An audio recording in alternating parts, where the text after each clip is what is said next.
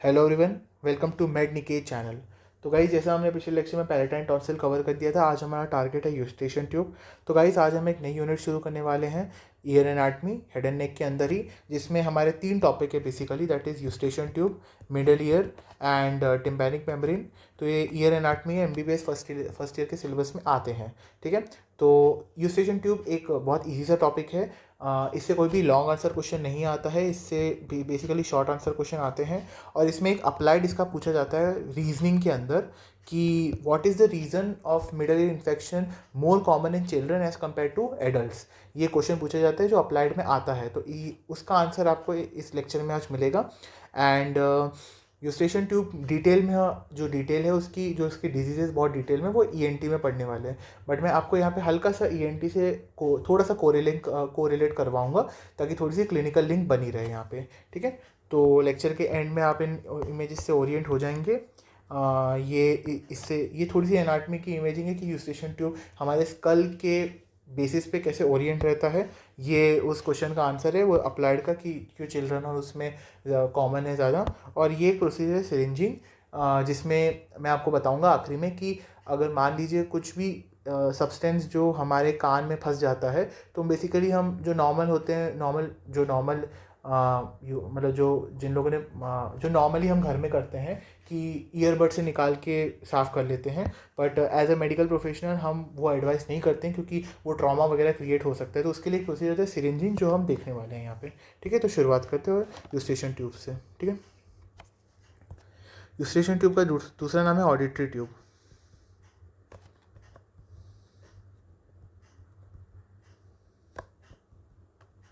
ठीक है, जो हमारी यूस्टेशन ट्यूब है, जो बेसिकली अगर हम डेफिनेशन वाइज देखें, तो ये हमारे जो हमारा ईयर है उसको नेजोफैरिंक्स से कनेक्ट करती है। बेसिकली ये है,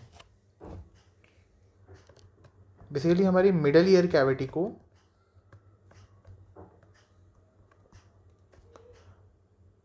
कनेक्ट टू नेजोफैरिंक्स।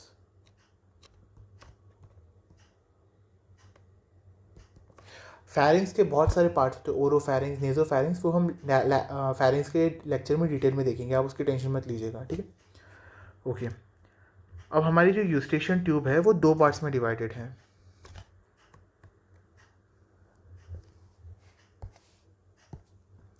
एक बोनी पार्ट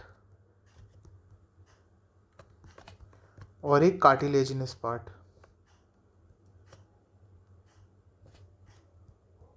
ठीक है, आपने जो नॉर्मली पढ़ा होता है, ये आपको पता होता है कि यूस्टेशन ट्यूब की जो लेंथ होती है वो जनरली 36 mm रहती है। ठीक है, पर 36 mm जो होती है वो डिवाइडेड होती है। उसमें से जो 12 mm होता है वो बोनी पार्ट का होता है, एंड जो 24 mm होता है वो कार्टिलेजिनस पार्ट का होता है। आप इसको याद रखने की सिंपल सी टेक्निक है कि कार्टिलेजिनस पार्ट नाम बड़ा है तो ऑफकोर्स उसकी लेंथ बड़ी होगी। ठीक है, तो इससे हम याद रख सकते हैं। ठीक है, ओके, ये हो गया। अब कुछ टर्म्स है जो आपको बुक्स में मिलेंगे। जैसे एक टर्म आपको बुक्स में मिलेगा सैल्फेनिक्स।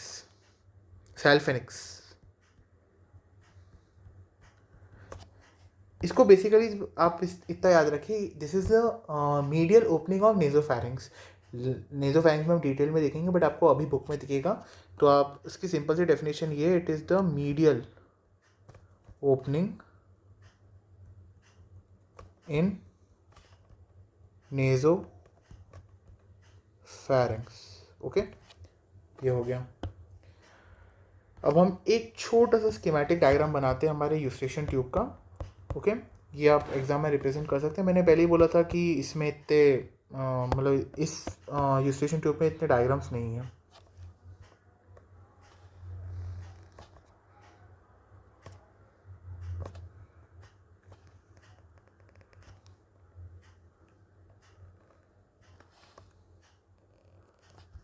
ये हमारी मिडल ईयर कैविटी है। अब मैंने इसको स्क्वायर शेप बॉक्स बनाया, इसका भी एक रीज़न है।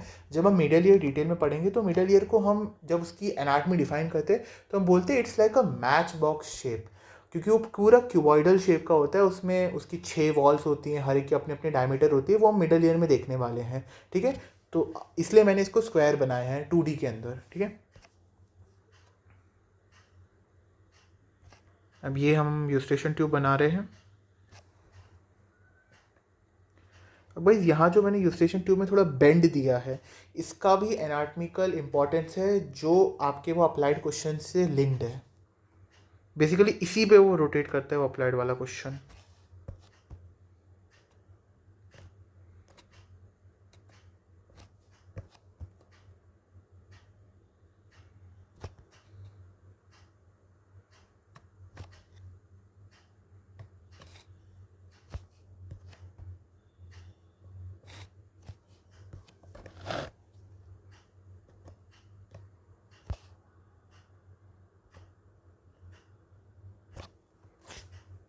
ओके, सो ये हमारी यूस्टेशन ट्यूब हो गई।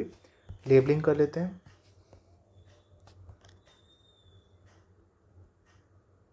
ये हमारा मिडल ईयर कैविटी।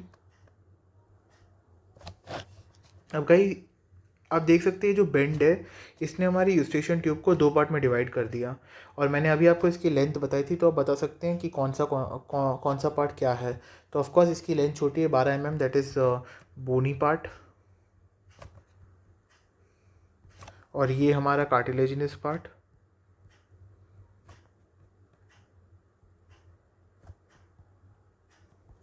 ओके, अब ये हमारी यूस्टेशन ट्यूब की, मतलब यूस्टेशन ट्यूब एक इन्वर्टेड यू शेप का स्ट्रक्चर है। तो उसमें आपको ये दिख जाएगा, ये जो आप हल्का सा डिप्रेस्ड एरिया देख रहे हैं, this is known as ostium. अगर आपको याद हो तो मैंने पैलेटाइन टॉन्सिल के लेक्चर में इसका नाम लिया था, समझाते टाइम लिखा नहीं था, नाम लिया था मैंने, ऑस्टियम। ठीक है, ऑस्टियम बोलते हैं। और बेसिकली आप बोल सकते हैं medial opening of Eustachian tube.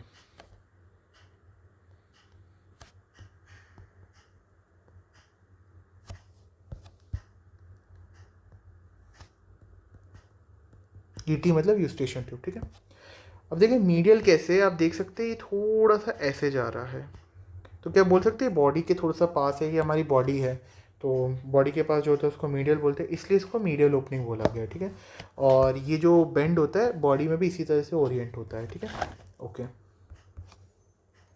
अच्छा, अब अगर आप एक बात नोटिस करें तो मैं आपको अब देख सकते हैं कि हमारी यूस्टेशन ट्यूब डायरेक्टेड कैसे है। एनाटॉमिकली अगर हम इसका डायरेक्शन बताए तो आप खुद बता सकते हैं क्या है। एक तो ये डाउनवर्ड जा रही है, और फॉरवर्ड भी है, और थोड़ा सा ना ये मीडियल है। तो इसका डायरेक्शन आपने खुद बता दिया कि एक तो डाउनवर्ड है, फॉरवर्ड है, और थोड़ा सा मीडियल जा रही है। ठीक है, तो ये यूस्टेशन ट्यूब का डायरेक्शन हो गया, इसलिए मैंने पहले नहीं लिखा था यूस्टेशन ट्यूब का डायरेक्शन। तो आप उस डायग्राम से बता सकते हैं कि यूस्टेशन ट्यूब का डायरेक्शन क्या है। Eustachian tube directed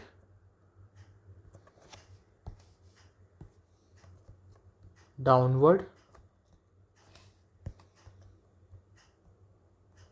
forward and medially.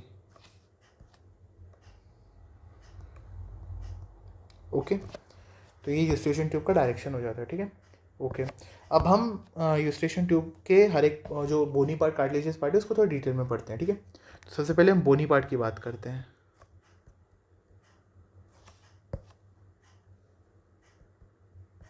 अब आप बोनी पार्ट से एक तो बात आपको पता ही है कि ये 12 mm इसकी लेंथ है।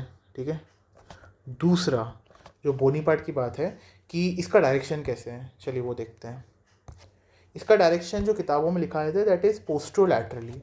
कैसे मैं बोल रहा हूँ कि ये देखिए, ये जो पार्ट है ये थोड़ा सा ना बॉडी से अवे डायरेक्टेड है। ठीक है, थोड़ा सा बॉडी से अवे डायरेक्टेड है। ठीक है, और ये हल्का सा ना इस एरिया में नीचे चला जाता है। ठीक है, पहली बात तो ये बॉडी से अवे डायरेक्टेड है और इस एरिया में थोड़ा नीचे जा रहा है। सो दैट्स वाई हम इसका डायरेक्शन कैसे लिखते हैं, पोस्टरोलैटरली डायरेक्टेड पोस्टीरियो लैटरली। ओके, ये इसका डायरेक्शन होता है। ठीक है, अच्छा, अब ये लोकेटेड किन दो पार्ट्स के बीच में होता है। Okay, located between पीट्रस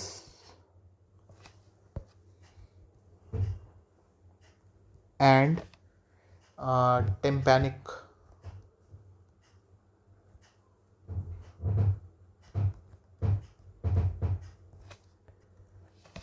part of temporal bone. अगर आपने स्कल की एनाटमी पढ़ी होगी तो उसमें आपने टेम्पोरल बोन जो हमारे बेस ऑफ द स्कल होता है, नॉर्मा बेसालिस, वहाँ पे आपने टेम्पोरल बोन के बारे में पढ़ा होगा। उसके आपने पीटरस पार्ट के बारे में ज़रूर पढ़ा होगा, परपेंडिकुलर पार्ट ऐसा आपने पढ़ा होगा, बुक्स में लिखा रहता है इसके बारे में। अगर नहीं पढ़ा तो ठीक है, मैं बता देता हूँ आपको, ठीक है। अब ये लाइन याद रखिएगा, located between Peters and tympanic part of temporal bone. दोनों टिम्पैनिक दोनों हैं, वो टेम्पोरल बोन के ही पार्ट हैं, ठीक है। तो आइए देखते हैं उसको। यहाँ देखिए, ये हमारी यूस्टेशियन ट्यूब का कार्टिलेजिनस पार्ट है। अगर आप देख सकते हैं तो ये रहा हमारा पीटरस पार्ट, ये हमारा पीटरस पार्ट है और ये हमारा टिम्पैनिक पार्ट है। तो इन दोनों के बीच में जो हमारा लोकेटेड है दैट इज़ कार्टिलेजिनस पार्ट, ठीक है। और ये हमारी होती है टेम्पोरल बोन यहाँ की, मतलब Peters part of the temporal bone. ये सॉरी, पीटरस क्या बोल रहा हूँ, हमारा tympanic part of the temporal bone, ठीक है। तो ये हमारा पीटरस पार्ट है। तो ये इमेज मैंने इसलिए रखी है ताकि आप देख सकें यूस्टेशियन ट्यूब डायरेक्टेड कैसी होती है हमारे बॉडी के अंदर, ओके। अच्छा,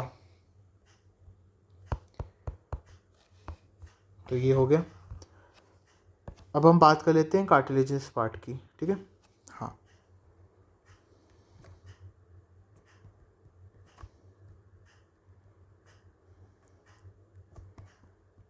पहले तो आपको मैंने इसकी लेंथ बता दी थी वहाँ पे, दैट इज़ 24 mm। अब देखिए इसके पास ना आप बोल सकते हैं इसके पास रूफ है, फ्लोर है, मीडियल वॉल है और लैटरल वॉल है। तो इसके पास मैं क्या बोला था, रूफ है, फ्लोर है, मीडियल वॉल है, लैटरल वॉल है, ठीक है। तो उसमें से जो इसका रूफ है और रूफ है, मीडियल वॉल है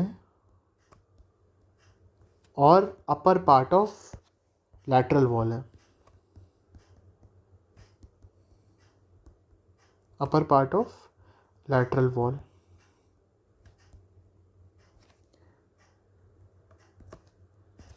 ये जो तीनों चीज़ें हैं ये बनी रहती है हमारी इलास्टिक कार्टिलेज की, मेड ऑफ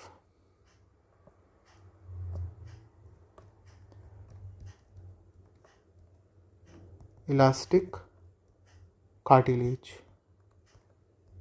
ये रहा आपका MCQ पॉइंट जो नीट PG वगैरह में पूछा जाता है। क्यों बता रहा हूँ, कंफ्यूज करने के लिए दूसरी चीज़ एक और आती है कि इसका जो बचा हुआ क्या है, फ्लोर और lower part of the lateral wall. इसका जो फ्लोर है और lower part of lateral wall है,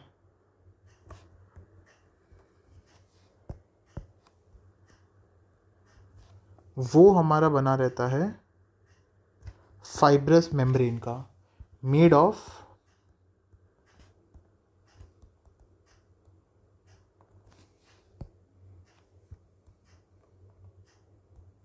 फाइब्रस मेम्ब्रेन, ठीक है, ओके। अच्छा, अब हम इसकी हिस्टोलॉजी देख लेते हैं। अगर हम इसकी हिस्टोलॉजी की बात करें, हिस्टोलॉजी यहाँ लिख देते हैं।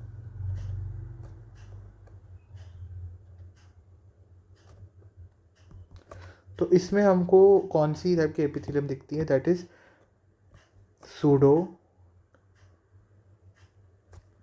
स्ट्रेटिफाइड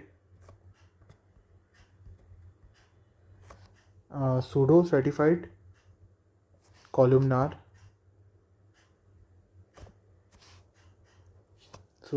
स्ट्रेटिफाइड कॉलुमनार, सॉरी एक minute, ciliated, pseudostratified ciliated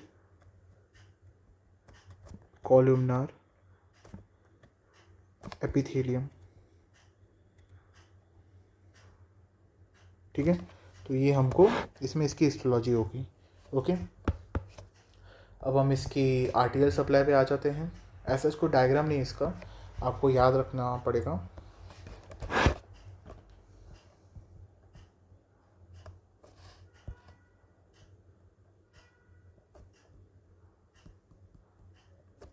ठीक है। इसके आर्टियल सप्लाई में 3 आर्टरीज हैं टोटल। एक तो हमारी मिडल मेनिंजियल आर्टरी, मेनिन,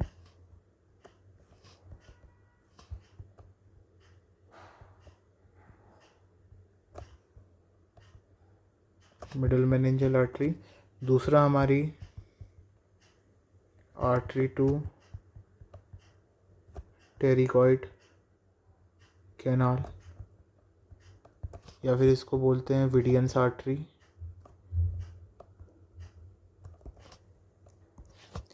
और तीसरा हमारा असेंडिंग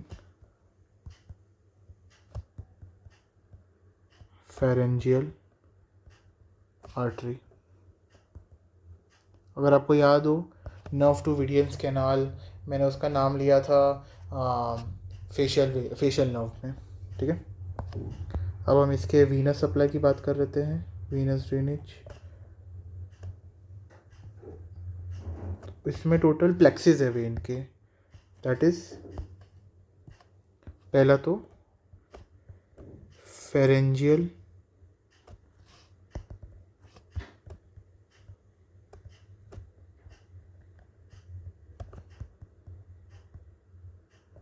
प्लेक्सिस ऑफ वेन, और दूसरा पैलेटाइन वेन ऑफ प्लेक्सिस, ठीक है। ये 2 चीज़ें होती हैं इसमें, ठीक है। और हम इसके नर्व सप्लाई की बात कर लेते हैं।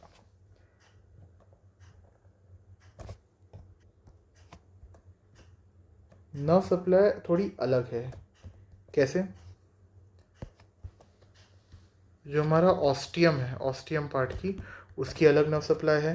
जो हमारा बोनी पार्ट है उसकी अलग नर्व सप्लाई है। और जो हमारा कार्टिलेजिनस पार्ट है उसकी अलग नर्व सप्लाई है,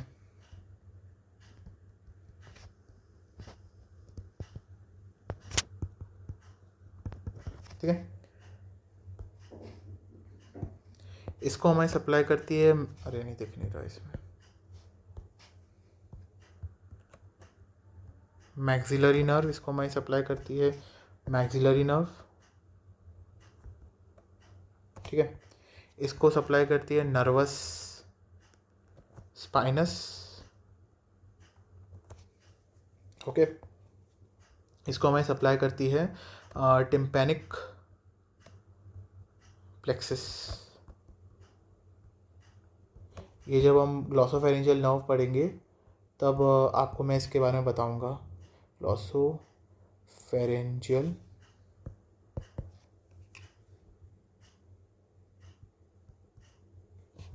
नर्व पार्ट, ग्लॉसोफेरेंजियल नर्व का पार्ट है ये, ठीक है। और ये हमारा nervous spinous branch of mandibular nerve,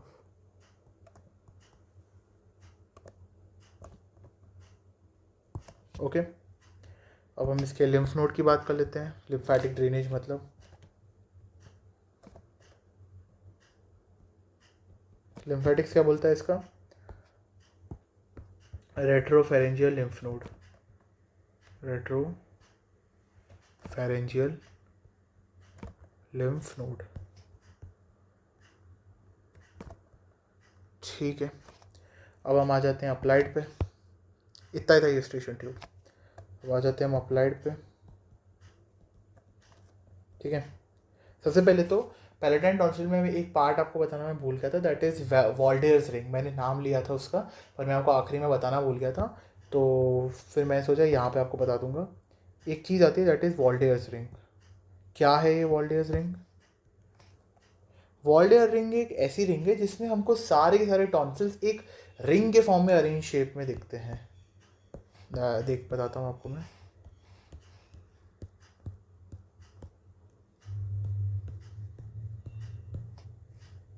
कैसे दिखते हैं बताता हूँ, देखिए।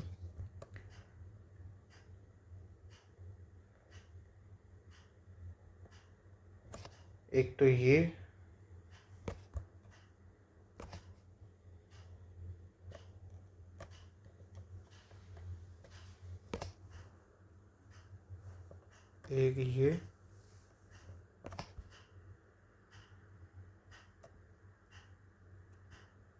और ये हमारे सारे टॉन्सिल्स हैं। मैंने आपको लेक्चर के पैलेटाइन टॉन्सिल के लेक्चर में स्टार्टिंग में बोला था कि हमको फर्स्ट ईयर में केवल डिटेल में पढ़ना किसको है, पैलेटाइन टॉन्सिल को। ठीक है, तो ये अलग अलग टॉन्सिल्स हैं। ठीक है, इनके नाम हैं।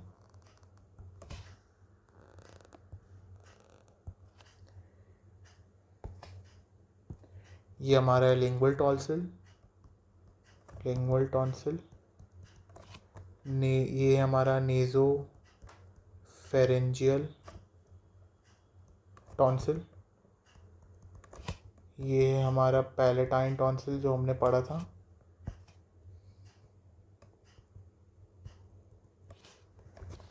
और ये एक सेकंड, एक चीज़ गलत हो गई। ये हमारा ट्यूबल टॉन्सिल है और ये हमारा लिंगुअल टॉन्सिल है।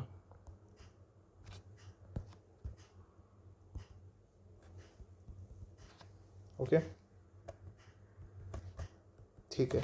तो ये वैल्डियस रिंग हो गई। नाम क्या है इसका, वैल्डियस रिंग। ठीक है, जब भी वैल्डियस रिंग पे कभी क्वेश्चन है तो आपको ये डायग्राम बनाना पड़ेगा। ठीक है, ओके। क्यों बताई मैंने, ये रीज़न है। देखिए, जो मैंने वो medial opening of Eustachian tube बताई थी आपको, वो बना लीजिए एक बार।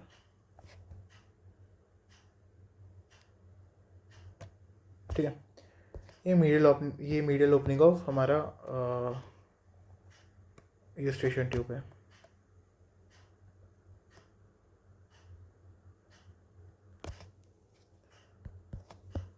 एक minute,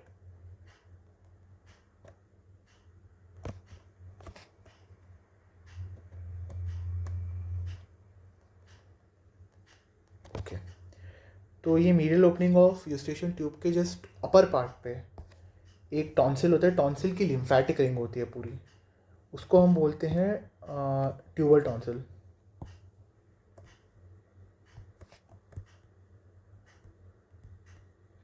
lymphatic ring of tubal tonsil. तो आपको एक ये बताना है अप्लाइड में, एक्चुअली ये होता है एक फोसा के अंदर, रोजन मुल्लर फोसा, रोजन मुल्लर फोसा के अंदर होता है, जिसके बारे में हम डिटेल में फैरिंग्स में पढ़ेंगे, आप टेंशन मत लीजिएगा। रोजन मुल्लर फोसा नाम की आपने डीएच पे जब आपने वो कट सेक्शन देखे हैं, वो लैटरल कट सेक्शन जिसमें आपको कॉन्का वगैरह दिखता है, फिर टंग में हार्ड पैलेट, सॉफ्ट पैलेट, फिर टॉन्सिल का एक एरिया आ जाता है। मैंने आपको बताया था वहाँ पे टॉन्सिल के जब रिलेशंस में आपको बताया था पैलेट एंड टॉन्स के, तो वहाँ पे वो एक फोसा में होता है रोजन मुल्लर फोसा। उस एरिया में हमको ये यू शेप का आपको डीएच पे देखिएगा, आपको लिटरली यही शेप का दिखेगा, और उसके ऊपर जस्ट ये हमारी लिम्फेटिक रिंग रहती है, दैट इज ट्यूबर टॉन्सिल की लिम्फेटिक रिंग रहती है। तो एक रोजन मुल्लर फोसा में होता है। वो एरिया मोस्ट डिपेंडेंट होती है फॉर द फ्लूइड अक्यूमुलेशन। अगर वहाँ पे कभी हमारा फ्लूइड अक्यूमुलेशन एब्सेस वगैरह हो गया तो वहाँ पे most dependent area of fluid accumulation. तो इसलिए बता रहा था आपको।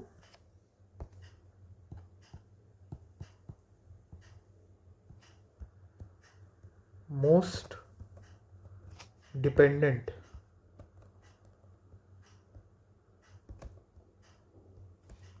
Area of fluid accumulation. ठीक है, इसलिए आपको ये बताया। ठीक है, दूसरा अप्लाइड देखिए हमारे देखिए सुनिए, जो एडल्ट्स की जो यूस्टेशन ट्यूब रहती है उसमें थोड़ा सा एंगुलेशन या बेंट ज़्यादा रहता है। ठीक है, ये जो एडल्ट्स की यूस्टेशन ट्यूब रहती है उसमें बेंट ज़्यादा रहता है, और जो बच्चों की जो हमारी यूस्टेशन ट्यूब रहती है वो एकदम स्ट्रेट रहती है। तो क्या होता है कि उनकी यूस्टेशन ट्यूब स्ट्रेट रहने के कारण जो इन्फेक्शन है वो बहुत आसानी से स्ट्रेट, बैक्टीरिया वगैरह कोई भी हो गया वो आराम से स्ट्रेट हमारी यूस्टेशन ट्यूब से ट्रैवल करके स्ट्रेट किस में पहुंचेगा, हमारे मिडल ईयर कैविटी के अंदर, स्ट्रेट यहाँ पे मिडल ईयर कैविटी में पहुंचेगा और ओटाइटिस मीडिया कराएगा। What is otitis media? Otitis media is the middle ear infection. कोई भी मिडल ईयर इन्फेक्शन हो उसको हम नाम देते हैं ओटाइटिस मीडिया। ईएनटी में हम डिटेल में पढ़ेंगे। ठीक है, और वही एडल्ट में उसको जाना मुश्किल है, क्योंकि यहाँ पे एक एंजुलेशन है जो उसको हल्का तो बैरियर प्रोवाइड करेगा, कुछ ना कुछ रेजिस्टेंस तो देगा बैक्टीरिया को वहाँ पे जाने से। तो वही, इसलिए एडल्ट में मिडल ईयर इन्फेक्शंस इतने कॉमन नहीं होते एज़ कम्पेयर टू जितना बच्चों में होते हैं। तो यही रीज़न है जो आपको पूछा जाता है। तो उसमें वो ये पूछ के क्वेश्चन अप्लाइड की बच्चों में क्यों कॉमन है ज़्यादा, आपसे स्ट्रेट फॉर यूस्ट्रेशन ट्यूब की एनाटॉमी पूछना चाहता है आपसे वहाँ पे। ठीक है। इन्फेक्शंस और मोर कॉमन, ये मोर कॉमन का साइन रहता है, more common in children of middle ear cavity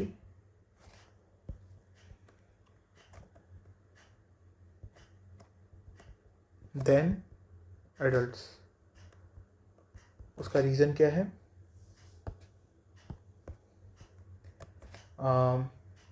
children's eustachian tube is straight,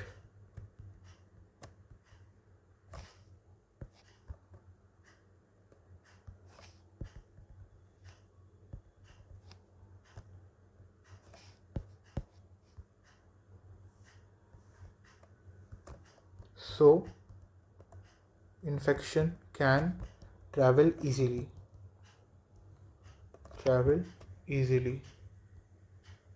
while of adults, एक minute, easily and cause otitis media, middle ear infection।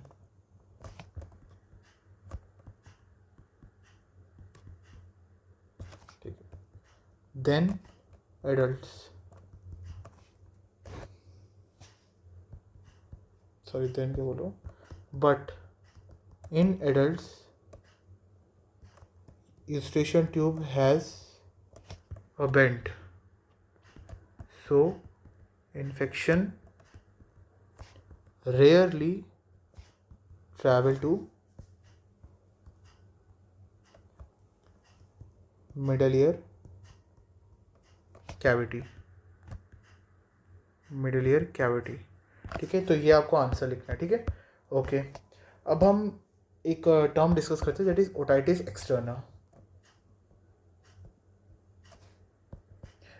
बाकी otitis externa और otitis media के बीच का difference मैं आपको जब मिडल ईयर पढ़ाऊंगा तो इमेज के साथ आपको बता के पढ़ाऊंगा, कैसे वहाँ पे एडिमा, कैसे पस वगैरह बढ़ जाता है, मैं तब आपको बताऊंगा। ठीक है, पर अभी यहाँ पे ओटाइटिस एक्सटर्ना का थोड़ा सा इंपॉर्टेंस है। Otitis externa, what is otitis externa? It is infection of हमारा external auditory tube, infection of external auditory tube. ठीक है, infection of external auditory tube, इसके कुछ कॉजेज रहते हैं। व्हाई इट हैपन्स, कॉजेज, तो उसके टोटल 3 कॉजेज हो सकते हैं।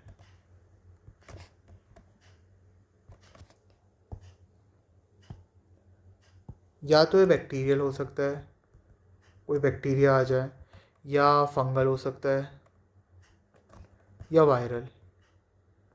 90% केसेस में बैक्टीरियल रहता है, मोस्ट कॉमन यही रहता है, स्टेफाइलोकोकस ऑरियस वगैरह, वो आप माइक्रो में पढ़ेंगे डिटेल में। ठीक है, ओके। अब ओटाइटिस एक्सटर्ना के बहुत सारे टाइप्स होते हैं, फ्यूरंकल वगैरह, वो अभी का पॉइंट ऑफ डिस्कशन नहीं है उसमें। बस अभी जो मेन चीज़ मुझे आपको समझानी है, दैट इज स्विमर्स ईयर।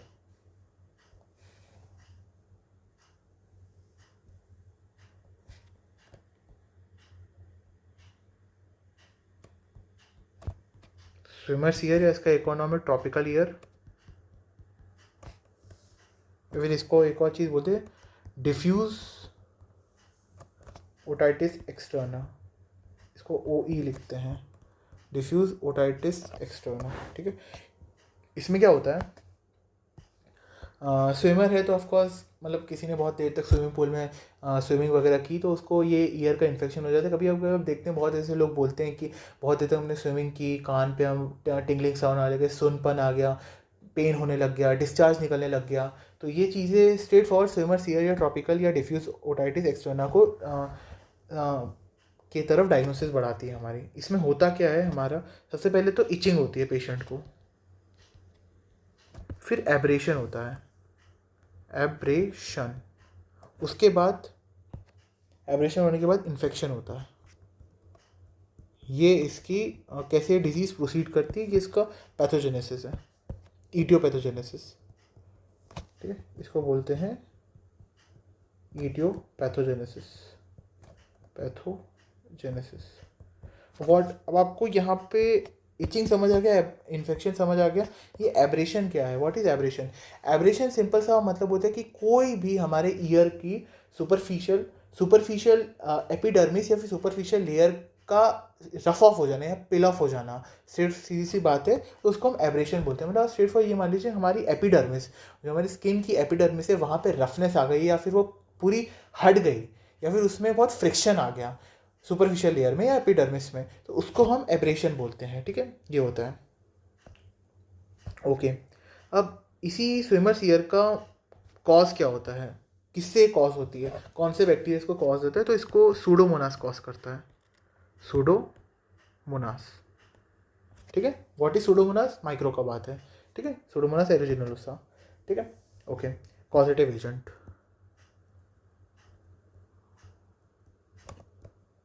इसका कॉजेटिव एजेंट है। ठीक है, ओके। और अगर हम बात करें तो इसके इस पता कैसे लगाएं कि ये होता है या नहीं होता है? तो इसके लिए एक चीज़ होती है, दैट इज़ यहाँ पे इसकी अगर हमको डायग्नोसिस करनी है तो डायग्नोसिस के लिए हमारे पास रहेगा tragal sign positive, tragal sign positive. This is not complete diagnostic criteria, not complete, completely reliable चीज़ नहीं है ये, क्योंकि बहुत सारी चीज़ों में पॉजिटिव आता है reliable. What is tragal sign positive का क्या मतलब होता है? आपने फील किया हमारे कान के जस्ट आगे एक चीज़ होती है जो थोड़ा सा उस पर एलिवेशन होता है, स्किनी चीज़ होती है, उस पर एलिवेशन होता है, वो एक्चुअली कार्टिलेजिनस पार्ट है। अगर ये हमारा ईयर है तो यहाँ पे हमको एक एलिवेशन सी चीज़ दिखती है, आप फील करके देखिएगा, अभी टच करके देखिएगा तो आपको वो दिखेगा। अगर आप ट्रैगल साइन ये कहते हैं कि अगर आप उसको दबाओ या उस पर प्रेशर लगाओ, तो अगर आपको वहाँ पे नॉर्मल प्रेशर लगाने पे भी पेन हो रहा है तो दैट इज़ ट्रैगल साइन पॉजिटिव। मतलब वो इस चीज़ की तरफ कर रहा है कि वो स्विमर्स ईयर का डायग्नोसिस हो सकती है। पर अगर वो वहाँ पे पेन उतना नहीं हो रहा है, मतलब वो ट्रैगल साइन नेगेटिव है। पर ये बहुत सारे डिजीज़ में क्या बोलते हैं पॉजिटिव आता है, तो इसलिए इसको रिलायबल नहीं माना जाता है। ठीक है, ओके। अच्छा, लास्ट चीज़ फिर लेक्चर को एंड करते हैं, that is wax. What is wax? It is a secretion of the ceruminous gland.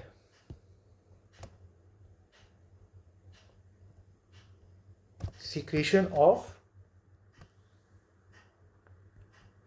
ceruminous gland. अब देखिए, वैक्स बहुत कॉमन सी चीज़ है। ठीक है, कभी कभी ये सीरियस भी बन जाती है जब बहुत ज़्यादा बड़ी हो जाए और पेशेंट के कान को पूरा ब्लॉक कर दे, उसको सुनने की जो उसकी एफिशिएंसी रहती है वही कम हो जाए। तो इसको ठीक करने के लिए मैनेजमेंट क्या, इसका ट्रीटमेंट कैसे करते हैं? अगर नॉर्मल वैक्स है, कुछ भी उसमें परफोरेशन या फिर ट्रॉमा पेशेंट ने ना कर रखा, उसको ब्लीडिंग वगैरह ना हो, तो उसका ट्रीटमेंट सिंपल सा है, ऑरल सिरिंजिंग।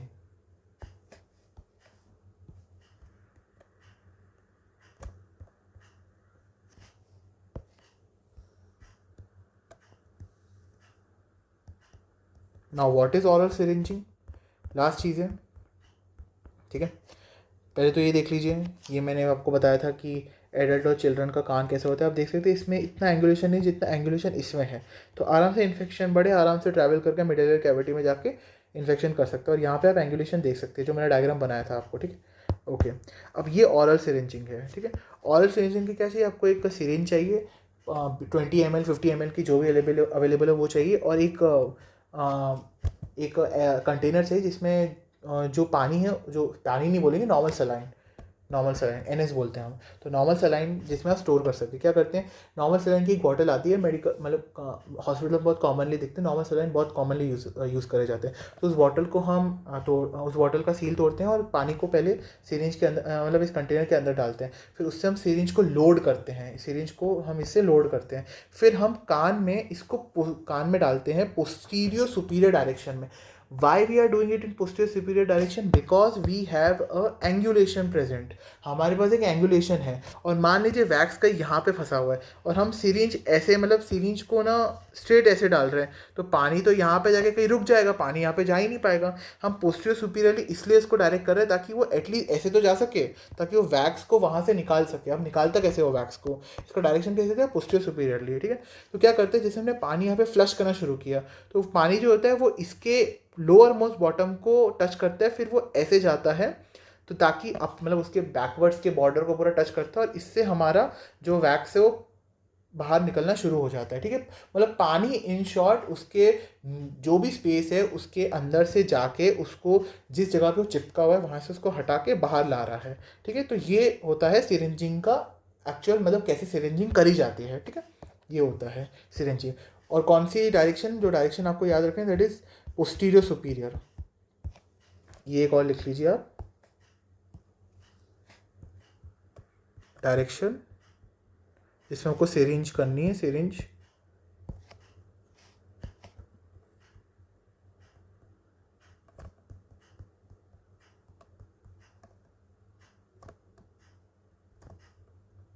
Posterior superior.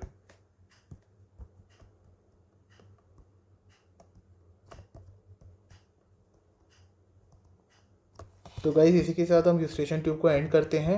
बहुत छोटा टॉपिक था, ज़्यादा कुछ नहीं था इसमें। Thank you.